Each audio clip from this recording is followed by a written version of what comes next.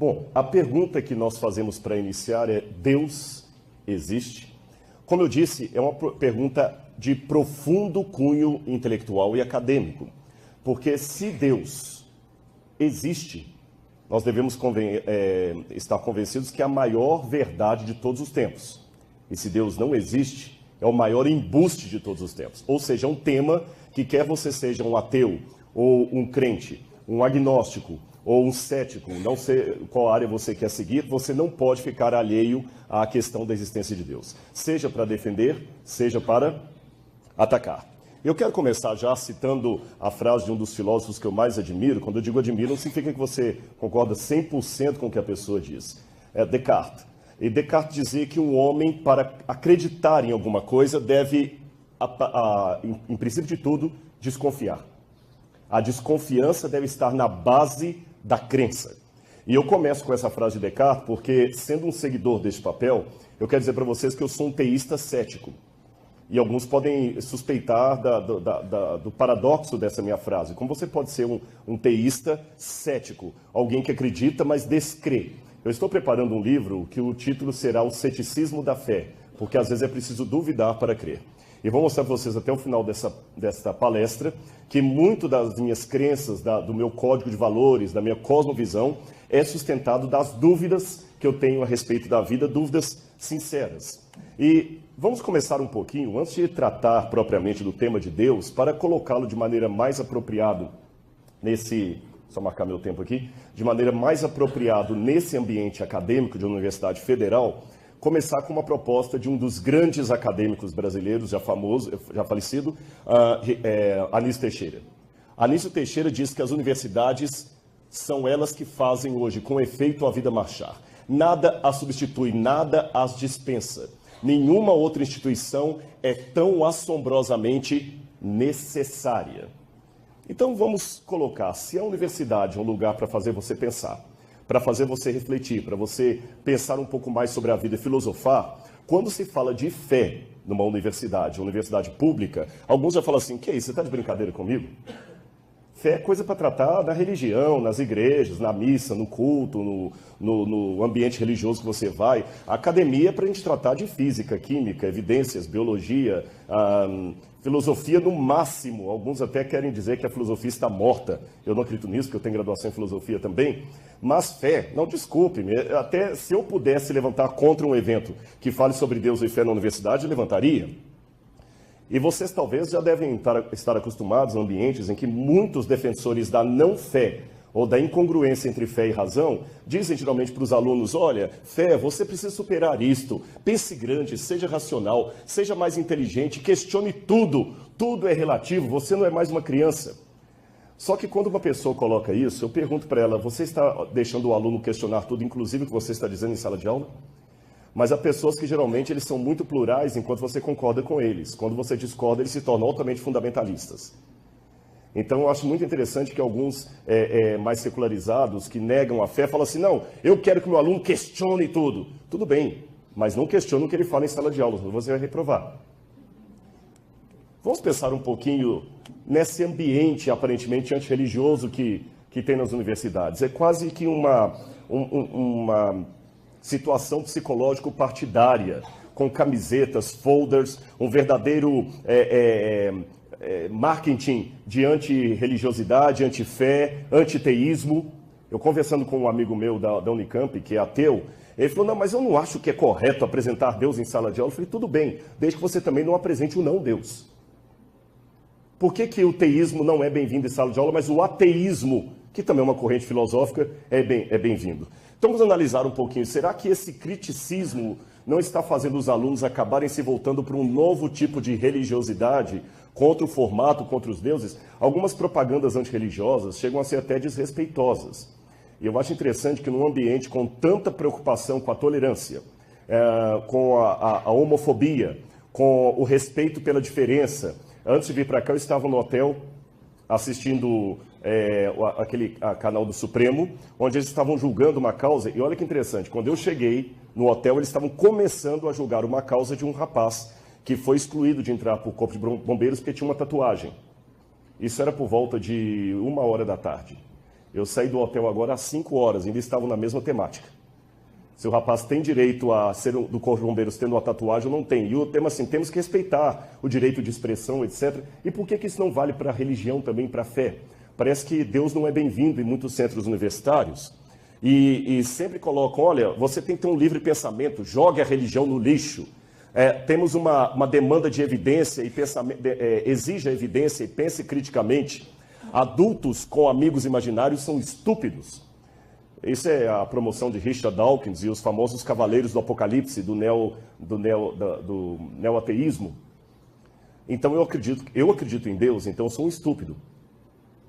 E eu conheço muitas pessoas com doutorado, mestrado, graduados, acadêmicos, que também são estúpidos. Então nós temos um problema sistêmico na educação do século XXI, que estão dando diplomas de mestrado, doutorado, pós-doutorado e livre-docência para pessoas estúpidas.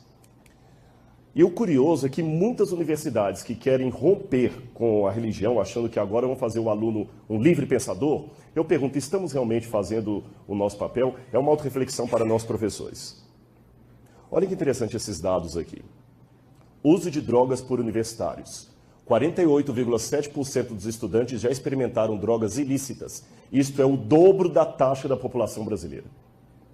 Se a universidade tem os alunos mais livre-pensadores, se a universidade tem os alunos mais acadêmicos, se a universidade tem os alunos que superaram o mito, especialmente o mito religioso, a lenda, a fábula, o conto da carochinhas, os alunos que vão sair para formar esse país.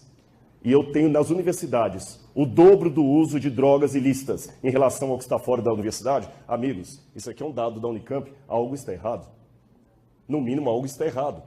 Universitários são a parcela da população que mais consome drogas. E eu me lembro uma vez que eu cheguei na USP e estava escrito assim, se o Papa, na época era o Bento XVI, se o Papa Bento é 16, por que eu não posso ser? E na época 16 no Código Penal era usuário. Existe uma verdadeira apologia a isso. Sem contar outros problemas, eu tenho um livro aqui curioso, é de vários autores, e as questões do cotidiano universitário. Vários problemas foram colocados em universidades brasileiras e do exterior. Alunos com dificuldade de expressar ideias próprias e criatividade. Então, realmente, nós estamos conseguindo, no ambiente secular, colocar os alunos para pensar. Deus foi banido. Religião que prende você. Religião que nós queremos libertar você de tabus religiosos, de crenças, de missa, de ideia de padre, de pastor, de chefe de centro espírita. Nós queremos libertar você de conceitos teológicos ou religiosos. Você vai ser um livre pensador. Se estamos com esse objetivo, por que os alunos estão com dificuldade de expressar ideias próprias e criatividade? Eu pergunto, será que realmente nós não estamos apenas tornando os alunos meros refletores do pensamento alheio, assim como acusam as religiões de fazer com os membros, só que com outra roupagem? Os alunos estão tendo dificuldade de se expressar por escrito, dificuldade de produção de texto e inteligência fluida, dificuldade de lerem de entender o que leram, analfabetismo funcional, dificuldade de reflexão e o último que eu destaco com um asterisco, dificuldades de lidar com questões existenciais. Eu tenho alguns artigos aqui a mais que me surpreendem, todos eles analisando sobre o problema do suicídio entre alunos universitários. E me chama a atenção que alguns falam o seguinte, os países mais desenvolvidos no mundo são os países que têm menor taxa de religiosidade, como Suíça, Suécia, Noruega, Holanda, Alemanha. E de fato.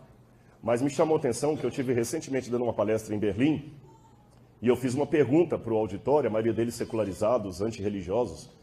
Eu perguntei por que as taxas de suicídio daqui de Berlim são 4 vezes mais altas do que os países mais pobres da África. Se ali estão as pessoas mais equilibradas, as pessoas de maior pensamento, que não estão presos à crendice daquelas massas mais simplórias, por que eles têm tanta dificuldade de lidar com problemas sérios da vida? E, aliás, eu já continuo dizendo uma pergunta que eu sei que pode vir do auditório. Muitas pessoas têm dificuldade de conciliar a existência de Deus com a existência do mal e do sofrimento. Ou seja, é o trilema de Epicuro. Se Deus existe e Deus é amor e o mal existe, uma coisa anula a outra. Só que me chama a atenção que os lugares que têm maior índice de sofrimento no mundo, repito, alguns países da África, alguns rincões do Brasil, onde a fome, o analfabetismo, a pobreza imperam, você não tem tantos ateus. Se você fizer um congresso de ateísmo na Etiópia, você vai alugar uma cabine telefônica.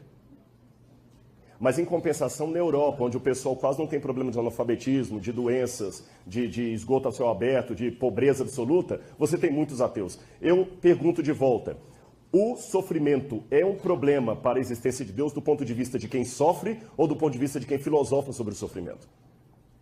Porque quem sofre está acreditando em Deus. Quem não sofre está filosofando sobre aquilo e está tendo um alto índice de suicídio, depressão e perda de sentido na vida. São questões acadêmicas que eu devo pensar, será que realmente a fé não tem espaço no ambiente acadêmico? E outro problema mais, nós estamos vivendo também uma época de tremendo relativismo moral, intelectual, pós-moderno, onde não existem verdades absolutas, aí que entra o tiro no pé da religião, porque a religião trabalha com verdades absolutas, Deus existe. Só que o problema é que por não termos verdades absolutas, nós estamos vendo, por exemplo, esse livro é fantástico, de Alan Bloom, O Declínio da Cultura Ocidental, e você tem esse Cultural Literacy, feito por Ritchie, e ambos mostrando como é que no Ocidente os jovens, mesmo universitários, saem cada vez com menos conhecimento sobre coisas profundas. E sabe por quê? Porque, como não existem verdades absolutas, ele vai aprender aquele conteúdo para quê? Amigos, eu acho muito interessante a falta de valores que os jovens estão tendo hoje.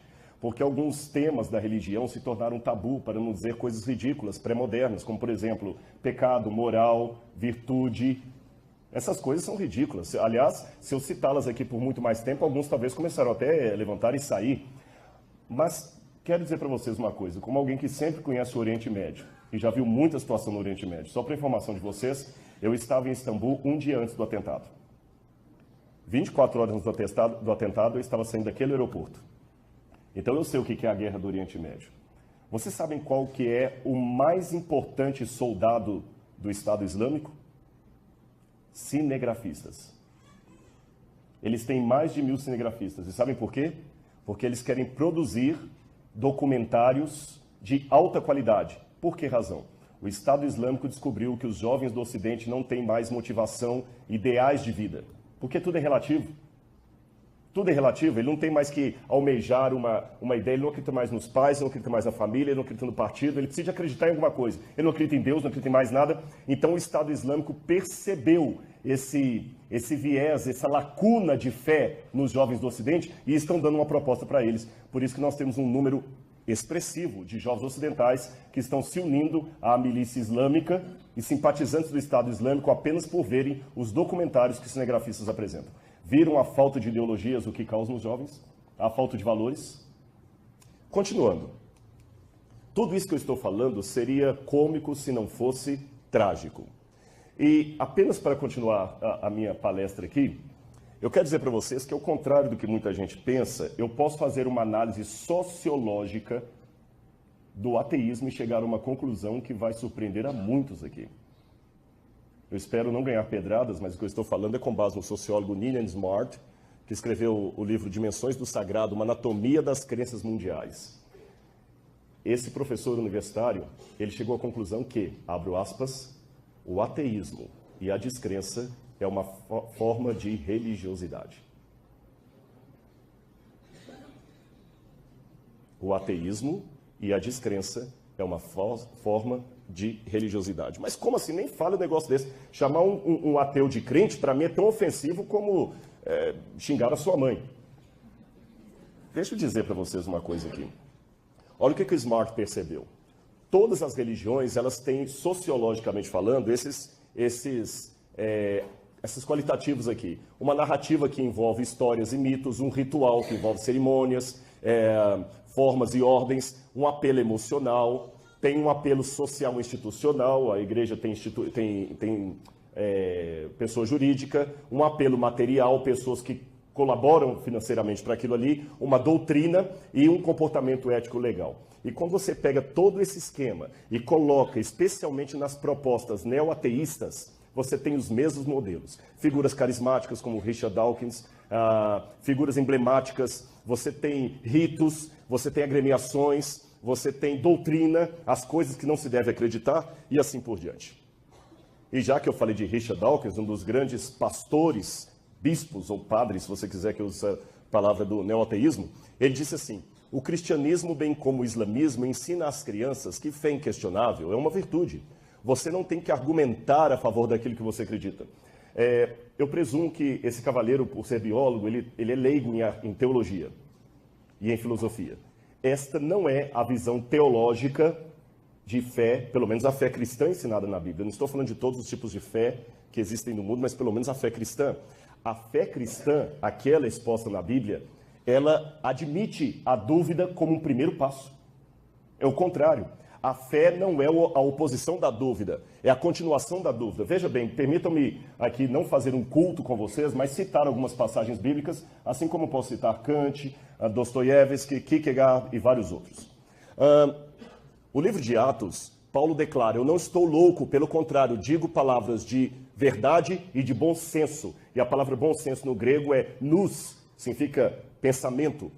Você tem também o profeta Isaías dizendo que Deus fala para as pessoas: vinde, arrazoemos. Essa expressão no hebraico, arrazoemos, é vamos usar o raciocínio lógico, vamos conversar.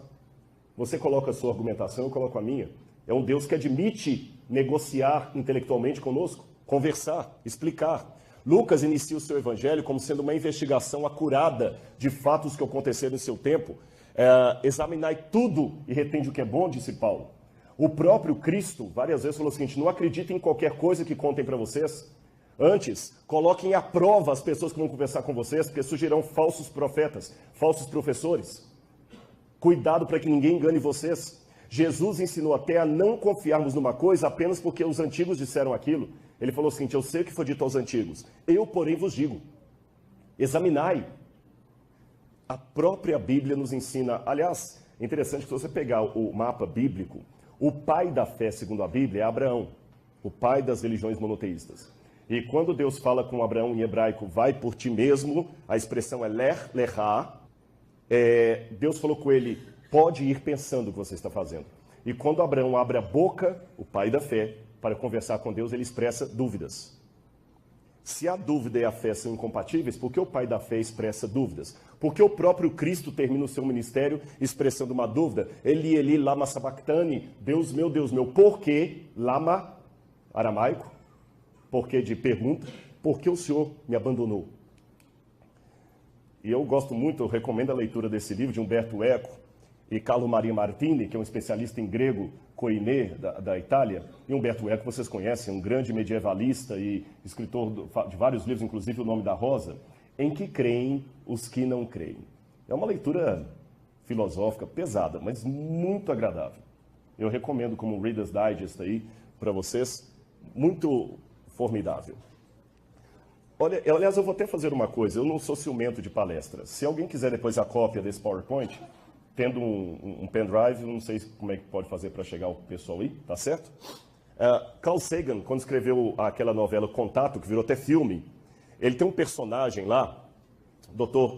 Arroway, que menciona o seguinte: você não pode convencer um crente de nada, pois a sua crença não é baseada na evidência, ela é baseada numa profunda necessidade de crer, de acreditar.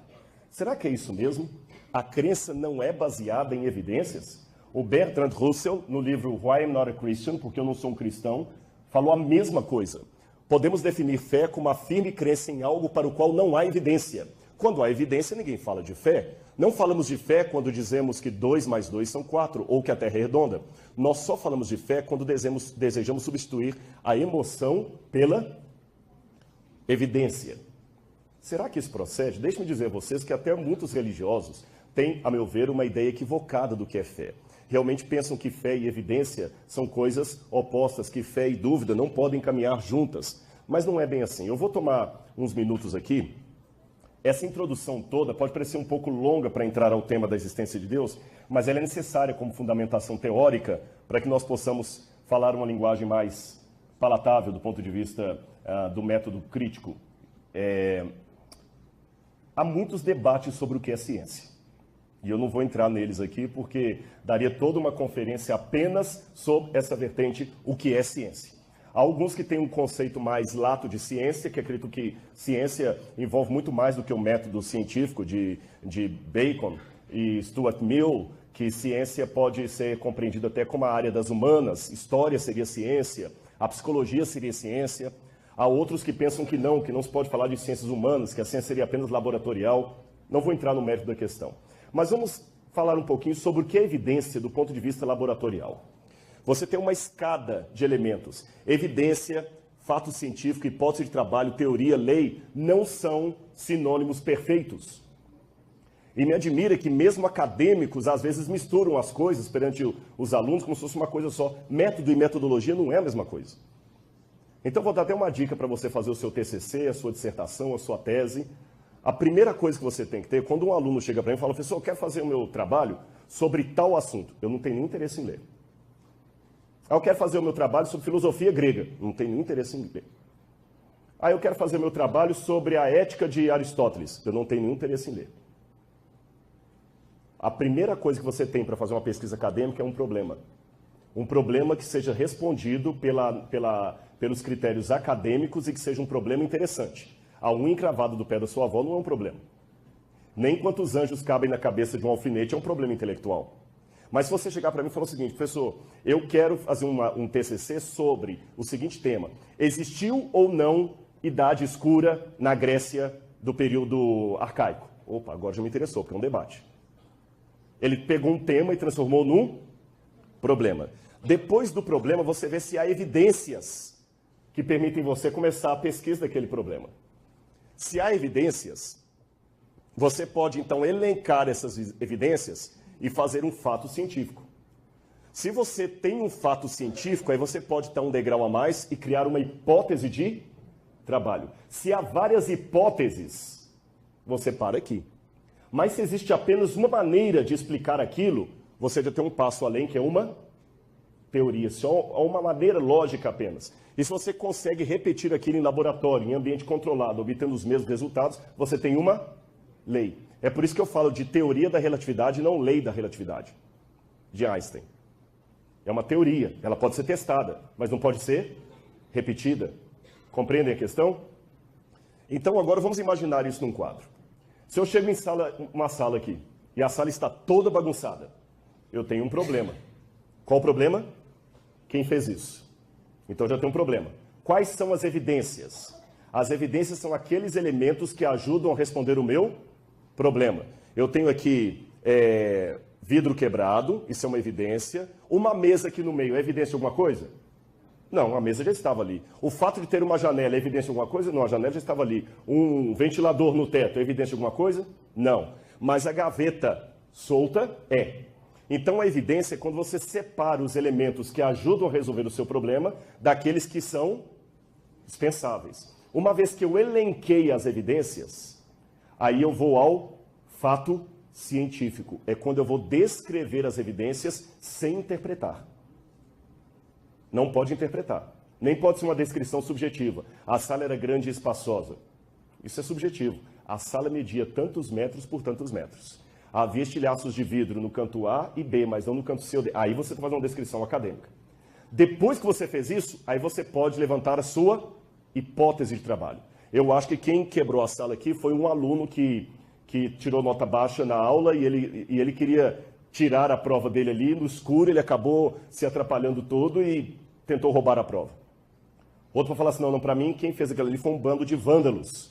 Se há várias explicações, eu tenho hipótese.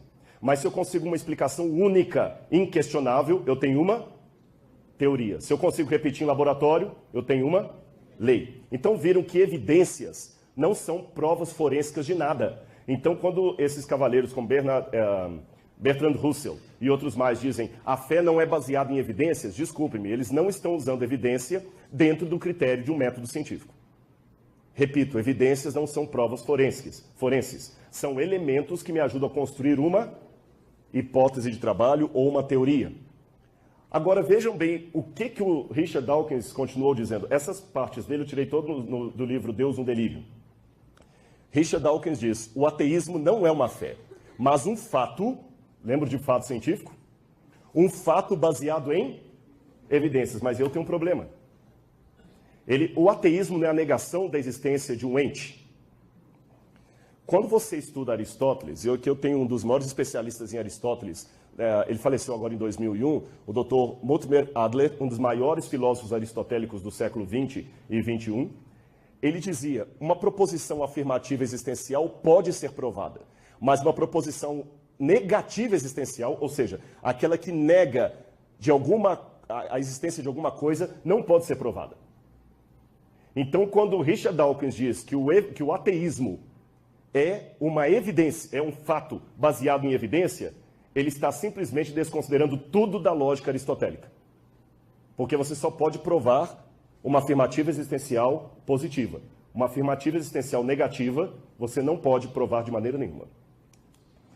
E curioso que alguns ateus, como o biólogo húngaro George Klein, judeu, que é ateu, ele escreveu, eu sou, sem dúvida, um ateu, mas minha atitude não é baseada em ciência e sim em fé como a sua. Alguns admitem. E falando em fé, deixe-me fazer com vocês aqui uma diferença, para que todos entendam que tipo de fé eu estou defendendo aqui. Uma vez, eu não sei se isso eu nunca li em fonte primária, eu vou citar aqui aquelas citações que não fazem parte da sua comprovação, mas faz sentido. Dizem, repito, não está em fonte primária isso, que perguntaram a Einstein se ele acreditava em Deus, ele replicou de volta, pergunte-me o que você entende de Deus, eu vou te dizer se acredita ou não. Quer seja folclore ou não esse diálogo de Einstein, eu acho verdadeira a expressão. Nós temos que explicar de que Deus, que fé eu estou falando, para que você não pense que eu estou defendendo qualquer tipo arbitrário de fé. Eu me lembro quando eu fiz o vestibular, já há um bom tempo, que a gente tinha que ler a literatura brasileira, e eu lembro dos livros de Machado de Assis, onde ele fala das memórias de Quincas Borbas, ele fala de Rubião, e ele descreve Rubião como um personagem mais crédulo do que crente. Me chamou a atenção aquilo ali, crédulo do que crente. Existe uma diferença entre fé, crença e crendice. Eu vou contar uma parábola para vocês. Dizem que um hindu estava reverenciando as águas do rio Ganges. Ele mergulhava todos os dias ali. Um amigo europeu falou com ele assim, rapaz, não mergulhe nessas águas, elas estão poluídas. Ele falou, não é possível, esse rio é sagrado, o Ganges é o rio sagrado, todos mergulham aqui, tomam essa água. O amigo falou, essa água está poluída. Ele falou, não está. O amigo pegou algumas gotas da água e colocou no microscópio. Quando o hindu viu as águas do rio completamente poluídas, desgostoso com a realidade, ele tomou uma pedra, quebrou o microscópio e continuou mergulhando. Essa é a diferença entre crença e crendice. Uma coisa é querer descobrir a verdade, outra coisa é querer que a verdade esteja ao meu lado, custe que custar. Aí você já pensa assim, Rodrigo, mas crendice, pelo que eu vejo, é coisa de religioso. Eu não vejo isso no mundo acadêmico. Será que não? Vocês já ouviram falar no raio-x? Claro. Não sei se tem alguém da área de física aqui. O raio-x, todo mundo já ouviu falar, mesmo que não é da área de... E do raio M? Pois saibam que quando o raio-x estava sendo desenvolvido, também desenvolveram a descoberta do raio-N, proposta por René Prosper Blondelot. Esse cavaleiro aqui descobriu o raio-N, escreveu um artigo científico sobre o raio-N e tudo mais.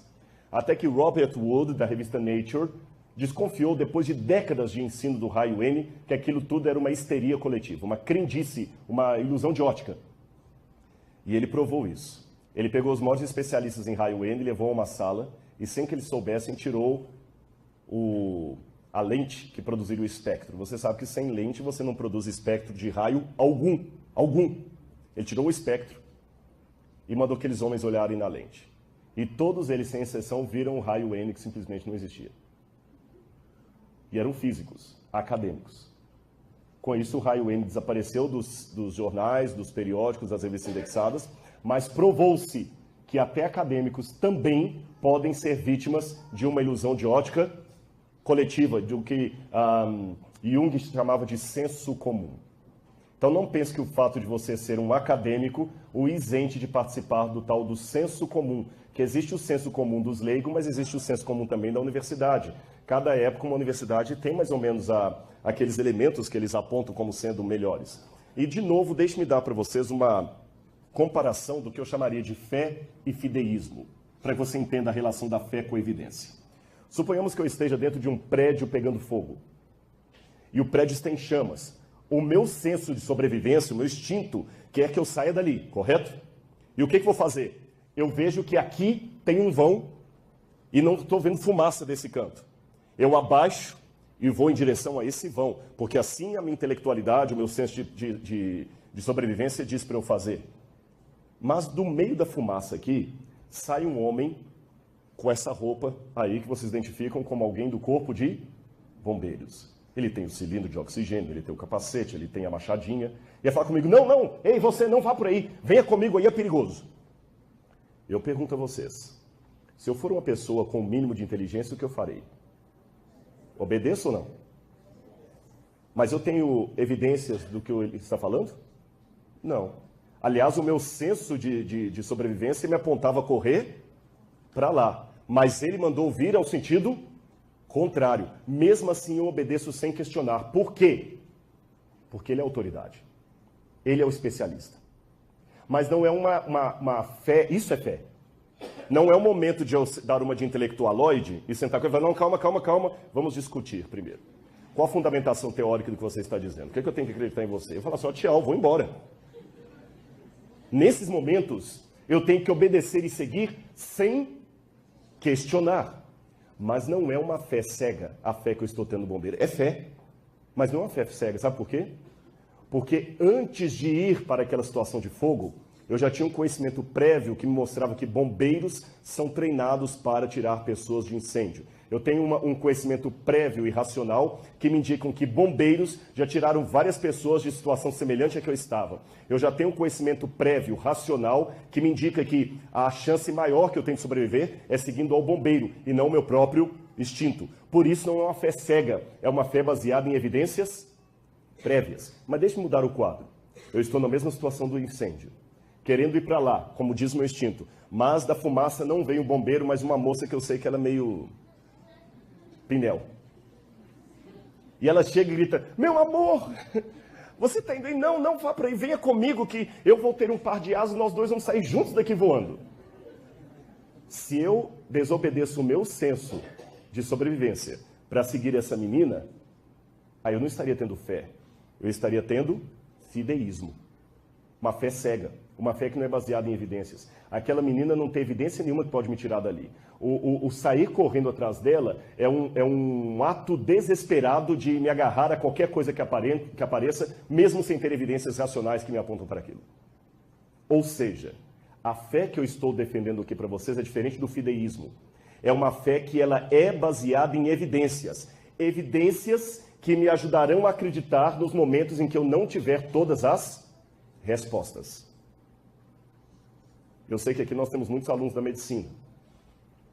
Há uma longa e quase secular pesquisa e investigação da cura do câncer. E quantas vezes o médico, o cientista, está tentando investigar a cura do câncer, ele vai por aqui, e vai um monte de dúvidas que ele não sabe como responder. Aquele médico não sabe a resposta de um monte de coisas. Por causa disso, ele vai jogar fora toda a base médico-científica que ele adquiriu até agora? Não. Mesmo que ele não tenha todas as respostas, ele sabe que está no rumo certo, porque ele tem evidências que apontaram para aquilo. Assim é com Deus. Eu não vou ter todas as respostas, mas eu tenho uma fé que é baseada em evidências. Por isso, Tertuliano já dizia, credo quia absurdum est. Eu creio porque é absurdo, mas a palavra absurdum, em latim, é um falso cognato, não significa absurdo, ridículo, significa extraordinário, amazing, acima do compreensivo. Ou seja, o que eu estou sugerindo para vocês é a máxima de Immanuel Kant. Sapere aude. Ouse conhecer. Ouse saber. Ouse questionar. Então, para a gente não trabalhar com preconceito, vamos aqui ter 50% de chance de Deus existir e 50% de chance de Deus ser um mito. Tá certo? Deixe-me tratar mais um pouco sobre a fé com vocês. Archibald Robertson, especialista em grego, ele coloca que a palavra grega traduzida por fé, pistis, ela aparece umas 240 vezes na Bíblia, ela pode ser traduzida como atestar. É um antigo verbo que significa equipar, fornecer. Ela é usada por Demóstenes para apresentar evidência do que se diz. Viram que fé e evidência não são opostos? Mas tem um verso da Bíblia que pode causar escândalo em pessoas de mente acadêmica, que diz assim, ora, sem fé é impossível agradar a Deus, porque é necessário que todo aquele que se aproxima de Deus creia que ele existe e se torna galardoador dos que o buscam, Hebreus 11, verso 6. Peraí, Rodrigo, se você acabou de falar que a fé baseia em evidência, como é que a pessoa tem que ir a Deus já crendo que ele existe? Isso é meio nonsense. É como se falar o seguinte, olha, eu tenho o poder de curar qualquer doença, mas você já tem que vir para cá crendo que eu posso. Aí se eu não consigo curar você é porque você não creu. Não, é porque eu sou um charlatão. Como é que funciona esse negócio de já ir a Deus crendo que ele existe? Repito, a palavra fé em grego, pistes, significa garantia que advém de uma possibilidade de confiança. Possibilidade de confiança. Tá, tudo bem, Rodrigo, eu entendi. Mas como eu devo ir a Deus crendo que ele existe? Isso não faz sentido na minha cabeça. Quando você está precisando de um financiamento para comprar um carro, para pagar o FIES, para pagar a universidade, um financiamento para trocar de carro, para comprar uma casa, para aumentar seus negócios, você geralmente vai pedir o financiamento aonde? No banco. E quando você vai ao banco crendo que ele concede empréstimos. Você tem certeza que você vai sair do banco com seu empréstimo dado?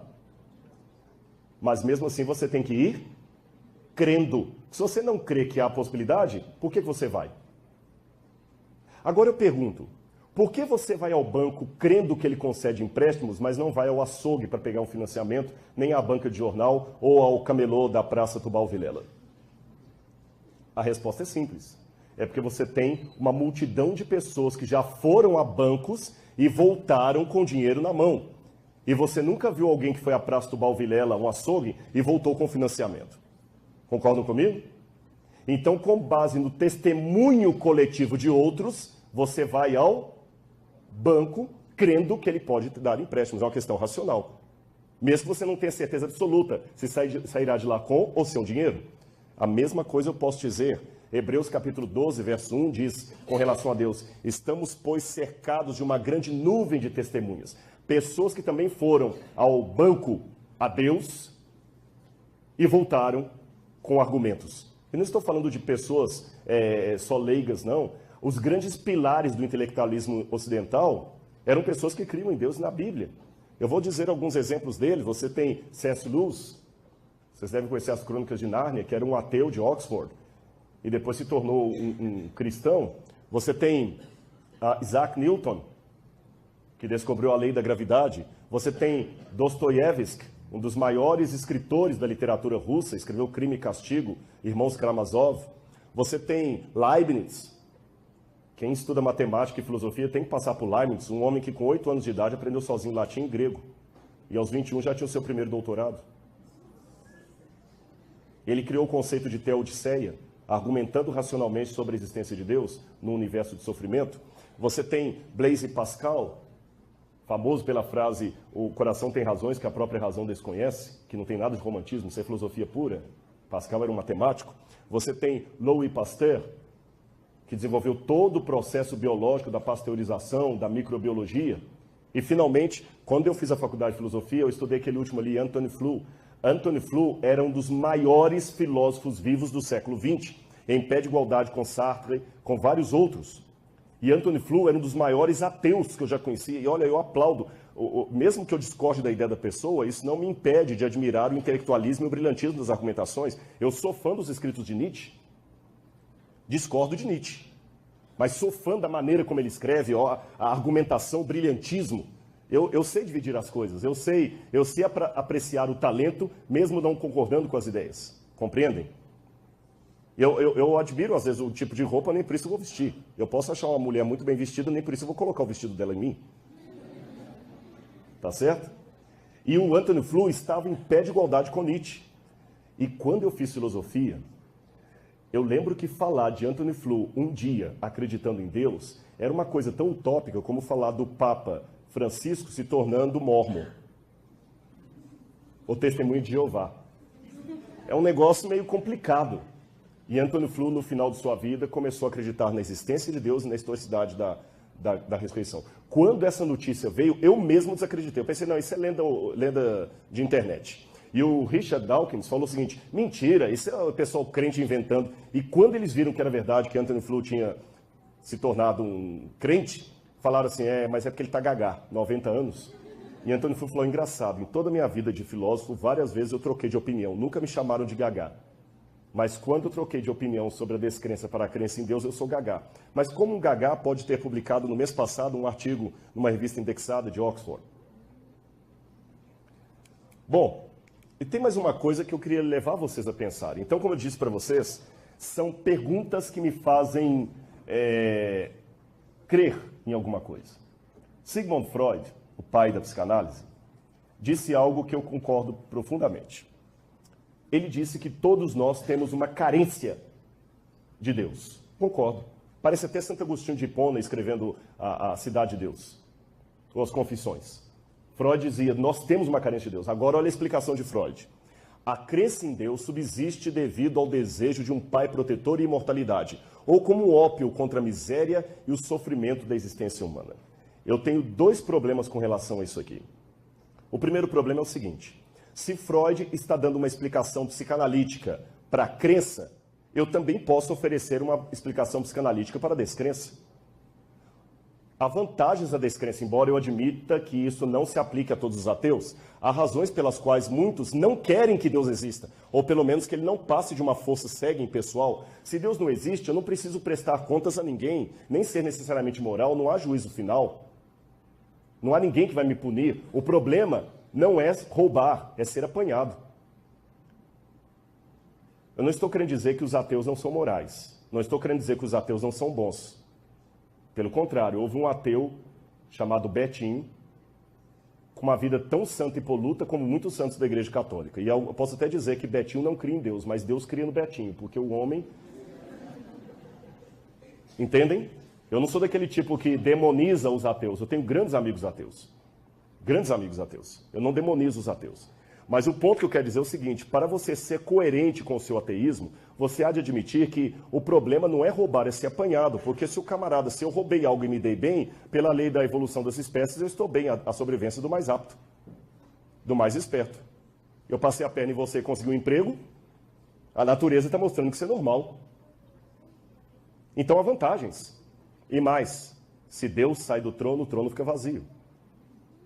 E como o próprio Nietzsche disse no Anticristo, no Assim de Zarastutra, das cinzas de Deus surge quem? O super-homem, que aliás é uma péssima tradução do alemão, né? Übermensch.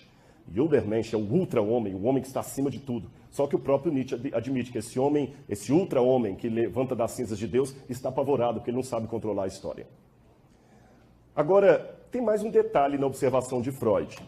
Freud admitiu que todos nós temos emocionalmente uma carência de alguém que nós chamamos na teologia de Deus. Mas vem cá, aproveitando que há várias pessoas da área de saúde aqui. Pelo que eu saiba, todas as necessidades fisiológicas, emocionais e mentais do meu organismo têm que ter um correspondente na natureza. Por exemplo, eu não sintetizo dentro do meu organismo a vitamina C, correto? Então eu preciso pegar a vitamina C dos alimentos. Agora, imagine se a vitamina C não existisse em lugar nenhum. O que aconteceria com o meu organismo? Ele simplesmente não existiria. Você tem como imaginar um organismo vivo que tem a necessidade de uma vitamina ou de um sal mineral, ou de sais minerais, ou de algum elemento químico, orgânico, que simplesmente não existe em canto nenhum? Se esse organismo existisse, ele colapsaria antes da primeira reprodução, porque ele precisa vitalmente daquele elemento. Mas como o elemento não existe, ele vai acabar morrendo. Para que esse organismo continue existindo, o elemento do qual ele necessita tem que existir em algum canto da natureza. Falando em fisiologia, é muito estranho imaginar órgão reprodutor masculino sem existir órgão reprodutor feminino. É muito estranho imaginar pulmão sem imaginar o oxigênio, imaginar rins sem imaginar água, imaginar necessidade de clorofila sem a clorofila. Agora Freud quer me dizer que tem uma necessidade de Deus, mas Deus não existe. Isso não faz sentido do ponto de vista argumentativo. É como se eu precisasse de uma vitamina, de um elemento que não existe. Então, de onde vem essa carência? A primeira pergunta é, se Deus não existe, de onde vem a necessidade que temos dele? E não adianta falar, não é do pai protetor. Não. O pai é apenas segundo a psicanálise. Esse é um problema da filosofia, da psicologia, porque na infância os pais substituem para nós a imagem de Deus. Mas quando nós crescemos e aquela imagem do pai ideal some, a carência continua. Nós só substituímos por outras coisas. Então, por que essa carência permanece? Se Deus é uma ilusão, por que nascemos iludidos? E mais, por que acadêmicos continuam acreditando em Deus? Você sabe que na época da Guerra Fria entre Estados Unidos e União Soviética, os russos ganharam aparentemente a corrida espacial ao colocarem o primeiro cosmonauta em órbita, Yuri Gagarin. Yuri Gagarin viu a Terra do espaço, declarou: a Terra é azul. Mas ele não parou nessa declaração poética, ele falou: eu fui ao espaço, subi mais alto que qualquer homem, e Deus não estava lá. Deus de fato é uma crendice. Só que é interessante que, apesar de Yuri Gagarin ter ido ao mais alto espaço e dizer que Deus não estava lá, anos depois, Frank Borman foi enviado ao espaço numa órbita 2 vezes mais alta do que a de Yuri Gagarin. E quando Frank Borman estava lá no espaço sideral, ele viu a Terra. E eles ligaram todos os rádios e TVs do mundo inteiro para escutarem a voz de Frank Borman. E perguntaram: Frank Borman, o que você, como um homem de ciência, tem a dizer estando aí no espaço? Sabem qual foi a resposta de Frank Borman? Eu saúdo a todas as pessoas que estão em San Diego, na Califórnia, e aos meus parentes também.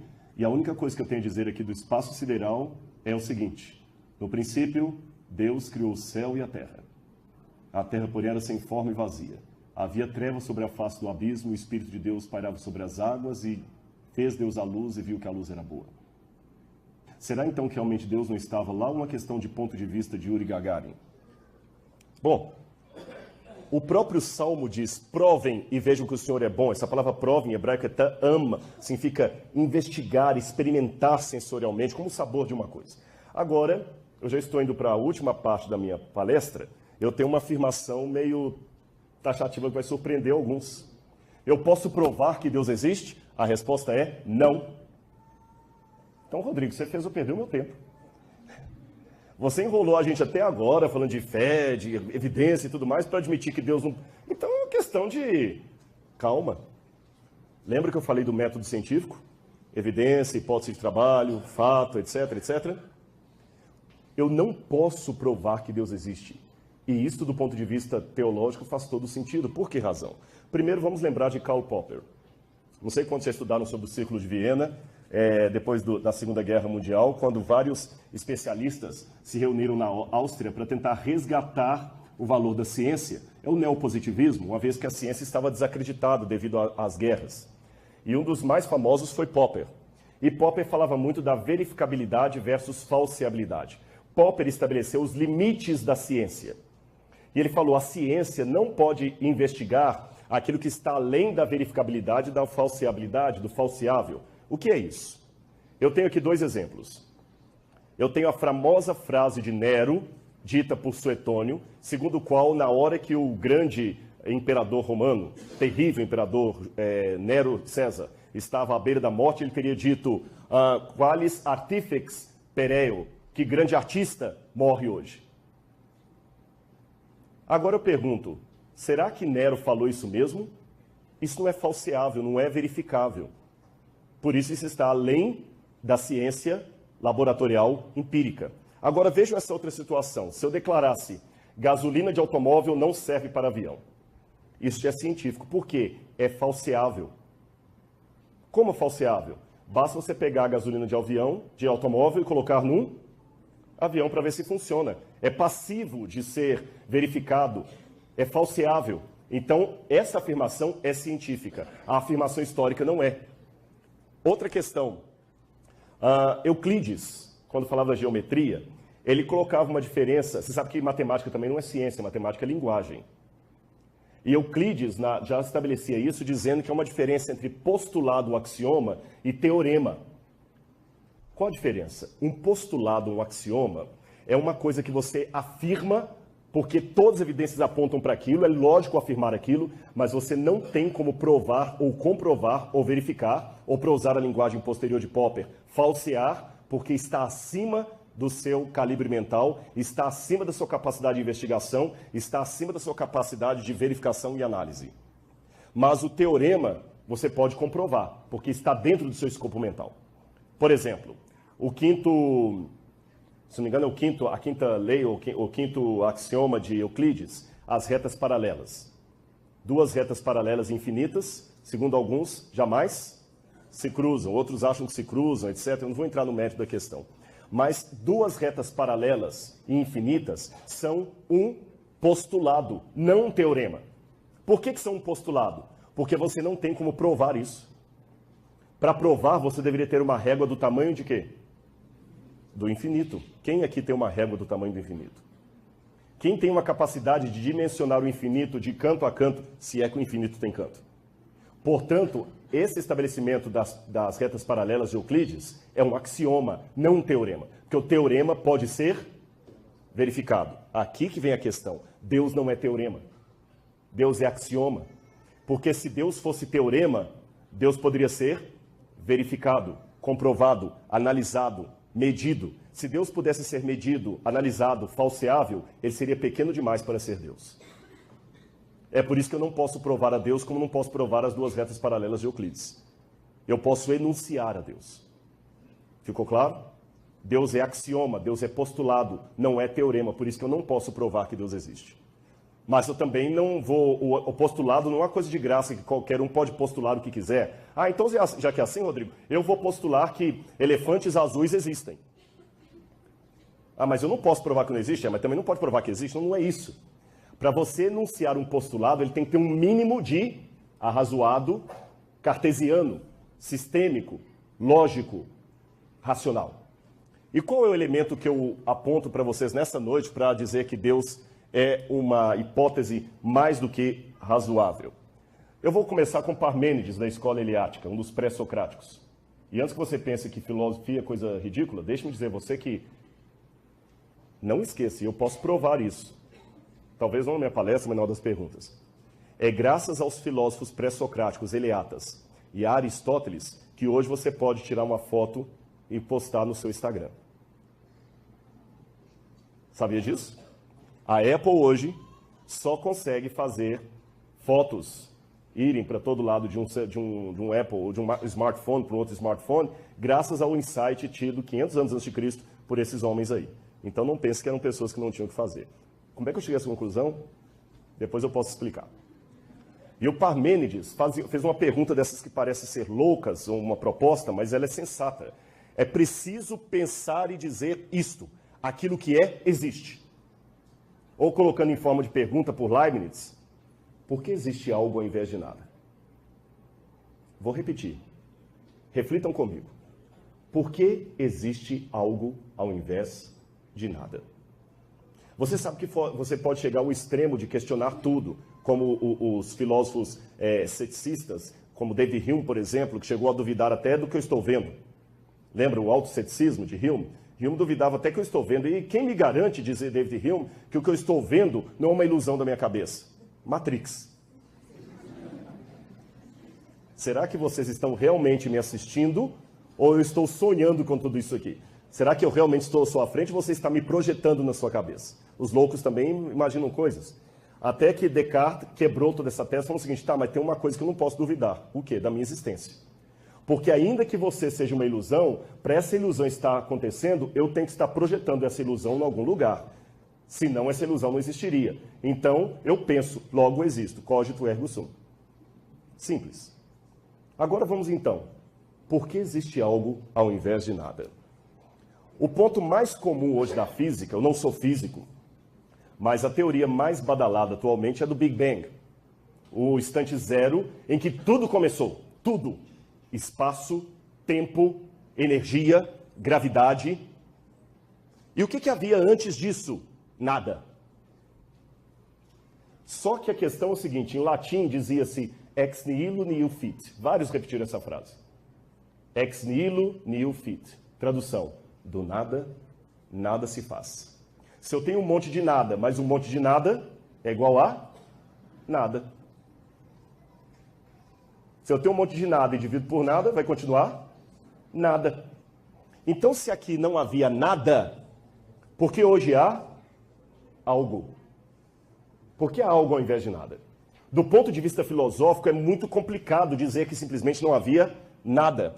E há várias propostas para tentar resolver isso aí, mas olha o que disse Alan Sandage. Esse é um dos maiores astrônomos da atualidade, ele ganhou o prêmio Granford de astronomia, que equivale ao prêmio Nobel. Ele que calculou a velocidade com que o universo se expande à distância das estrelas. E ele disse assim: quando eu era quase um ateu na juventude, a ciência foi que me levou à conclusão de que o mundo é muito mais complexo do que o podemos explicar. O mistério da existência, disse esse astrônomo físico, só posso explicar mediante o sobrenatural. Conta isso aí para quem acha que Deus não tem espaço na física. Acho que é bastante improvável que tal ordem tenha vindo do caos. Tem que haver algum princípio organizador. Deus, para mim, é um mistério, mas ainda é a melhor explicação que tenho para o milagre da existência, porque existe algo ao invés de nada. Agora, interessante que Michael Shemer, que é o editor da revista Skeptic, a revista Skeptic é uma revista de ateus, tipo a Super Interessante, a Veja, só que é uma revista voltada para esse recorte da sociedade de leitores ateus. E ele dizia o seguinte: em ambas a tradição judaico-cristã e visão de mundo científico, o universo um dia veio à existência, seja mediante a criação de Deus, seja mediante o Big Bang. Só que a resposta do crente que Deus criou é uma resposta que não pode ser testada. Então é uma hipótese absurda. Tudo bem, mas olha o que Stephen Hawking tem dito aí para provar que Deus não existe. Stephen Hawking, um brilhante homem que está tentando desenvolver a teoria do tudo, a teoria das cordas, a teoria do tudo, ele tem dito: o universo pode criar-se a partir do nada e Deus não é necessário. Desculpe-me, agora o cético sou eu. Prova isso aí. Testa laboratorialmente isso que você falou. Testa que o universo pode se criar sozinho. Eu li alguns livros dele, como O Grande Projeto, que ele escreve com Midlanov. E olha o que Stephen Hawking tenta explicar. Repito, eu sou leigo em física, mas com a transdisciplinaridade, a conversa o diálogo entre disciplinas diferentes, é bom que você tenha um conhecimento extramuros. Se você só conhece aquilo que você estudou, você não tem como dialogar com pessoas de outras áreas. Então, deixe-me eu dialogar um pouquinho com os físicos. O primeiro problema da autocriação que Stephen Hawking quer desenvolver é esse aqui, olha. Ele disse que aquele instante zero do Big Bang, que ali havia elementos como vácuo quântico, partículas, matéria, energia, espaço, movimento e gravidade. Desculpe-me, repito, eu não sou físico, sou teólogo, arqueólogo e filósofo. Não tem nada a ver com a área da física. Mas, para mim, como leigo, isso aqui não é nada. Isso é nada. E mesmo que houvesse essas coisas no universo, eu ainda teria um problema. Seria como se eu chegasse aqui na universidade e encontrasse betoneira, brita, cimento, areia, peneira, e falasse: pois esses elementos já estavam aqui. Aí um dia surgiu o prédio completamente feito. Meio estranho isso. Como é que as coisas explodiram e montaram todas direitinho? Mas é pior, isso aqui não havia. O instante zero, nem o espaço havia. Até o espaço foi formado. É zero, zero absoluto. O outro problema, e isso aqui não sou eu que estou dizendo, não. Se você pegar Lemaitre, que é um dos pais do Big Bang, Lemaitre dizia que o instante zero era zero, que não poderia haver gravidade, nem espaço, nem energia, nem nada. É zero absoluto.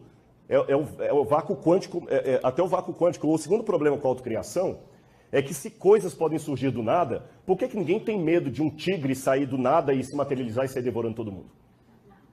Ninguém tem medo porque sabe que coisas sempre vêm de outras coisas. E para não falar assim: Rodrigo, você é um leigo, está questionando Stephen Hawking, então eu vou tomar a liberdade de pegar um outro físico ateu, Marcelo Geisler. Olha o que Marcelo Geisler falou. As teorias que Hawking usa para basear os seus argumentos, a teoria M, vindas das supercordas, têm tanta evidência empírica quanto Deus. É lamentável que físicos como Hawking estejam divulgando teorias especulativas como quase concluídas. A euforia na mídia é compreensível. O homem quer ser Deus. O desafio das teorias a que Hawking se refere é justamente estabelecer qualquer traço de evidência observacional até agora inexistente. Não sabemos nem mesmo se essas teorias fazem sentido. Certas noções, como a existência de um multiverso, não parecem ser testáveis. Então, se a minha opinião é ridícula, a opinião de um ateu físico, aí respeitado que dá aula na Inglaterra, também é ridícula, porque ele está dizendo a mesma coisa que eu disse. E o próprio Stephen Hawking, quando escreveu A Breve História do Tempo, dizia que muitas pessoas não gostam da história, da ideia de que o tempo tenha tido um começo, porque provavelmente ela demanda uma intervenção divina. E no livro O Grande Projeto, que eu falei com vocês que eu acabei de ler, ele mesmo e o coautor dele admitem que ao contrastarem o criacionismo da Terra jovem com a teoria do Big Bang, aquela ideia que Deus criou, ele admite que a teoria do Big Bang é mais útil, mas não se pode dizer que um dos modelos é mais real do que o outro. Ele mesmo admite que aqueles que acreditam que Deus criou não é um modelo inferior a dizer que o Big Bang não teve intervenção divina. E John Lennox, que é professor de Oxford de matemática, disse também que a teoria que Hawking coloca, ela não faz sentido. Em primeiro lugar, se a gravidade existe, quem a colocou lá? E qual foi a força criativa por detrás do seu nascimento? Então, como eu falei com vocês, o vazio, o vácuo e o nada na física quântica não é o que Stephen Hawking está tentando colocar para estabelecer a não existência de Deus. E perdoe-me, sem querer ofender ninguém, aqui não é panfletário o que eu quero dizer, mas é sincero, eu tenho concluído que o dogma do ateísmo, se é que eu posso usar essa expressão, a crença básica do ateísmo seria essa. A crença de que não havia absolutamente nada. E nada aconteceu a nada.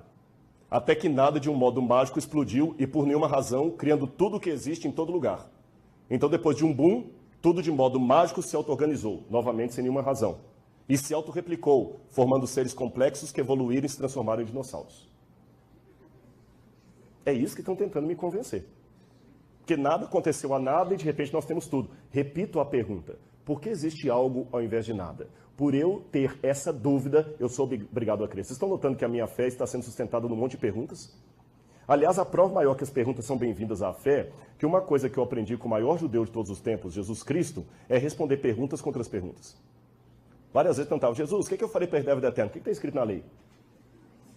Aliás, dizem que os judeus têm essa mania, até hoje, eu sei disso, eu estudei em Jerusalém, de responder uma pergunta contra pergunta. E perguntaram a um rabino, por que vocês judeus respondem uma pergunta contra pergunta? Ele respondeu, algo mal nisso? Nós temos também o problema do ajuste fino. São duas perguntas que a gente faz. Por que há algo ao invés de nada? E por que há música ao invés de ruído? Essas duas frases, em contexto diferente, aparecem em Shakespeare. Aparecem em Shakespeare, em Otelo e no Hamlet. Em Otelo e no Hamlet. Por que existe música ao invés de ruído? Nós vimos uma orquestra tocando aqui. A orquestra tem afinação, tem partitura. O universo tem partitura, tem propósito. Por que existe algo ao invés de nada se não há Deus? E segundo, por que a música ao invés de ruído? As coisas não só existem, elas existem de uma forma organizada. Uma vez eu perguntei a um amigo meu, escuta, veja bem, o dia que você provar para mim a existência de um avião com trem de pouso, com máscara de oxigênio, cinto de segurança e até barra de cereal, um avião completo, sem a demanda de um inventor e um engenheiro, um avião que surgiu do nada, eu começaria a acreditar que o pássaro também pode ter surgido do nada. Ele falou, mas é uma diferença, o pássaro é um organismo vivo, o avião não. Eu falei, piorou. Porque existe propósito, existe lógica. Entendem? Há uma anedota que se conta por aí que um menininho, uma vez, numa feira de ciências, fez uma maquete do sistema solar e ia ganhar o primeiro prêmio. E os professores que passaram, alguns deles até ateus, falaram assim, nossa, esse primeiro prêmio aqui, quem que fez esse aqui? Foi você, garoto? Não, fui não. Não, mas você está aí atrás, a gente queria dar o prêmio. Quem fez então? Não, ninguém fez, apareceu do nada aqui. Para de brincadeira, menino. Você que fez essa maquete aí? Não, professor. Se o universo apareceu do nada, por que essa maquete tem que ter alguém que fez? Ela é muito mais simples. Outro astrônomo, Robert Jastrow. Quando os cientistas escrevem sobre Deus, seus colegas pensam que ele está ficando louco. No meu caso, deve ser dito desde o início que sou agnóstico em assuntos religiosos. Então não é um crente que está falando. No entanto, sou fascinado pelas implicações de alguns avanços científicos dos últimos anos.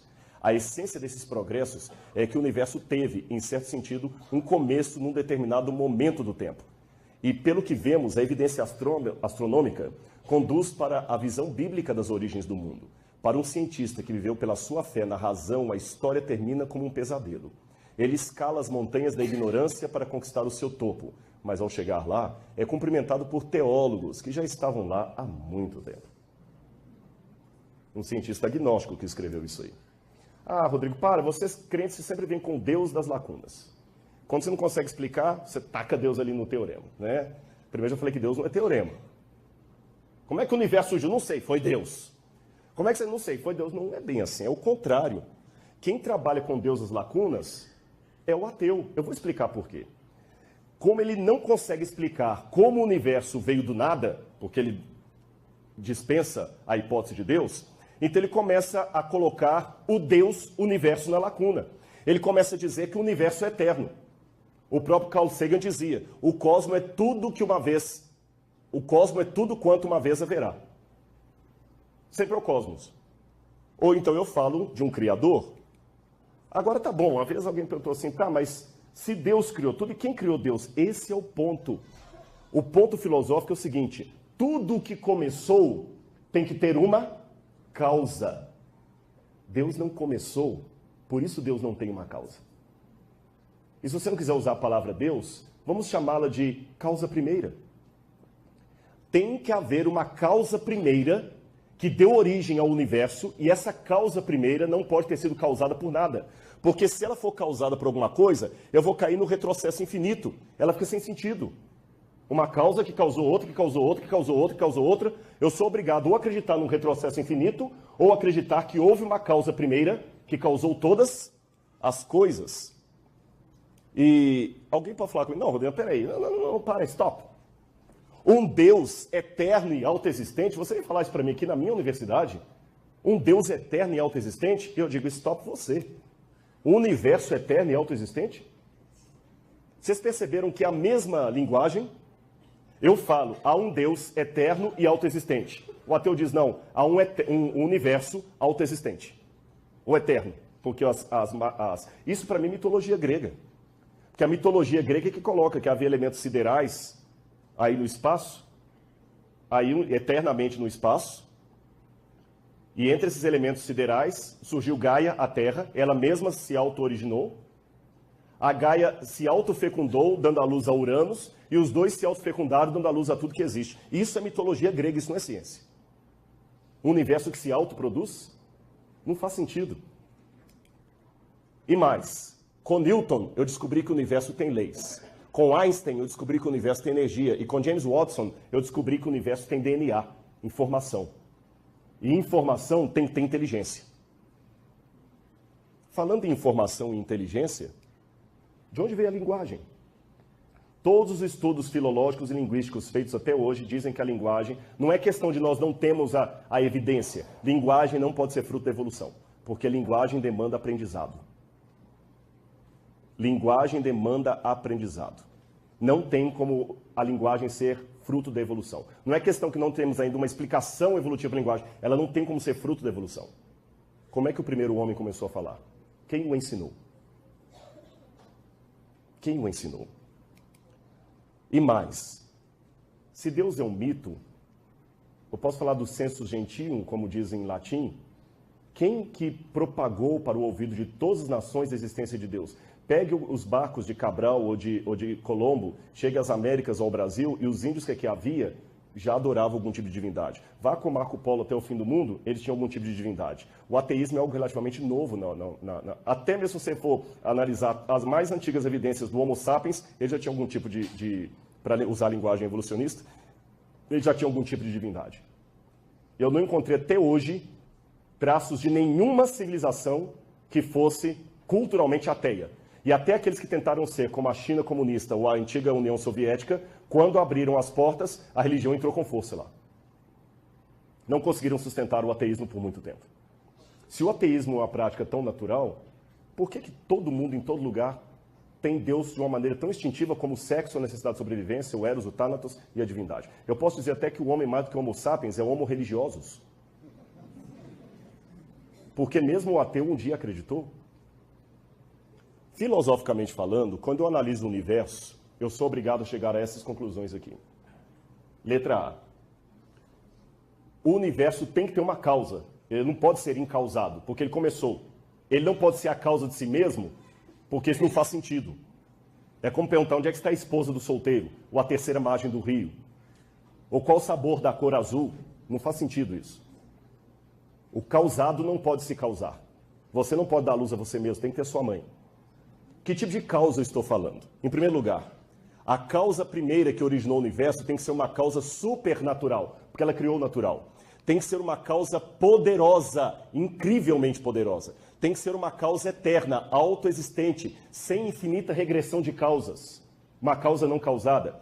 A causa que causou o universo, ela tem que ser omnipresente, porque ela criou o espaço. Se ela criou o espaço, ela tem que estar fora do espaço. Então ela tem que ser onipresente. Ela tem que ser intemporal e imutável, porque ela criou o tempo, pelo menos esse tempo como eu conheço. Não digo que ela é atemporal, mas ela é intemporal. Existe uma diferença entre atemporal e intemporal. Ela tem que ser imaterial, porque ela transcende ao espaço e aos limites físicos.